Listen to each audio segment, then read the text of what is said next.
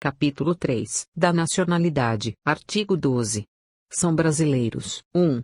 Natos, a. Os nascidos na República Federativa do Brasil, ainda que de pais estrangeiros, desde que estes não estejam a serviço de seu país. B. Os nascidos no estrangeiro, de pai brasileiro ou mãe brasileira, desde que qualquer deles esteja a serviço da República Federativa do Brasil. C. Os nascidos no estrangeiro de pai brasileiro ou de mãe brasileira, desde que sejam registrados em repartição brasileira competente ou venham a residir na República Federativa do Brasil e optem, em qualquer tempo, depois de atingida a maioridade, pela nacionalidade brasileira. 2.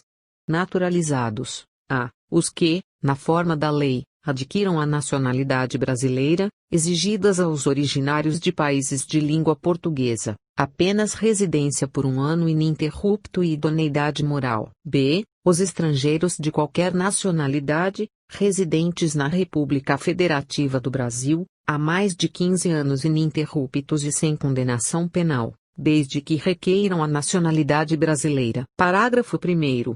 Aos portugueses com residência permanente no país, se houver reciprocidade em favor de brasileiros, serão atribuídos os direitos inerentes ao brasileiro, salvo os casos previstos nesta Constituição. Parágrafo 2º.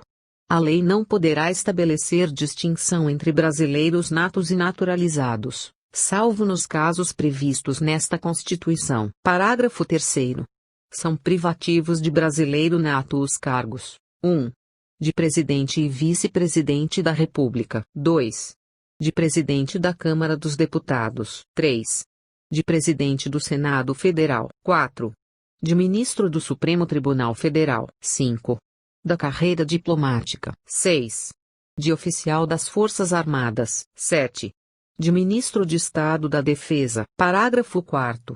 Será declarada a perda da nacionalidade do brasileiro que, 1. Tiver cancelada sua naturalização, por sentença judicial, em virtude de atividade nociva ao interesse nacional. 2.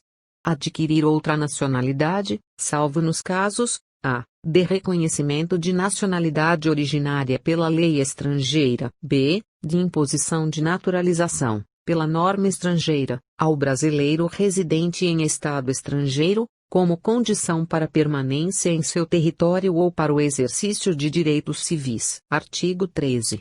A língua portuguesa é o idioma oficial da República Federativa do Brasil. Parágrafo 1º.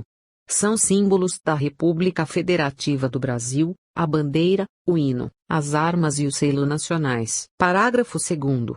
Os estados, o Distrito Federal e os municípios poderão ter símbolos próprios.